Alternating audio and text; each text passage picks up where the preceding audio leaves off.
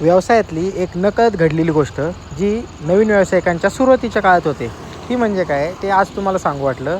नवीन व्यवसाय आपण टाकल्यानंतर प्रत्येकाच्या मनात हा प्रश्न असतो की ग्राहकांनी आपल्याकडे यावं, कस्टमरने आपल्याकडे यावं आणि तो ग्राहक एकदा आल्यानंतर, दुसऱ्यांदा आल्यानंतर, तिसऱ्यांदा आल्यानंतर आपल्या मनाला विश्वास होतो की आपली क्वालिटी या ग्राहकाला आवडते.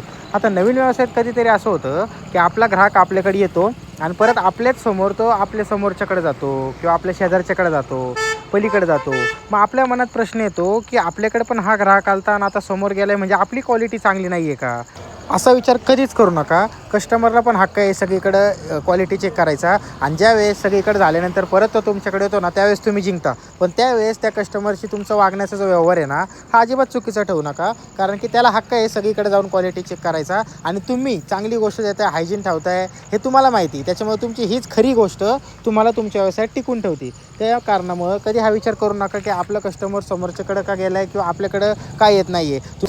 तुम्ही फक्त तुमची क्वालिटी जपा आणि प्रामाणिकपणे तुमचं काम करत राहा. तुमचा कस्टमर एक ना एक दिवस तुमच्याकडे नक्की येईल आणि जरी आला नाही तर बाकीचे कस्टमर आहेत ज्यांच्यामुळे तुमचा व्यवसाय चालेल. कारण की कुठल्या एका कस्टमरमुळं तुमचा व्यवसाय थांबणार आहे असं नाही आहे. आणि प्रत्येक हाताला 5 बोटं असतात, पण ती 5ही बोटं समान नसतात. ही गोष्ट नेहमी लक्षात ठेवा बरं का.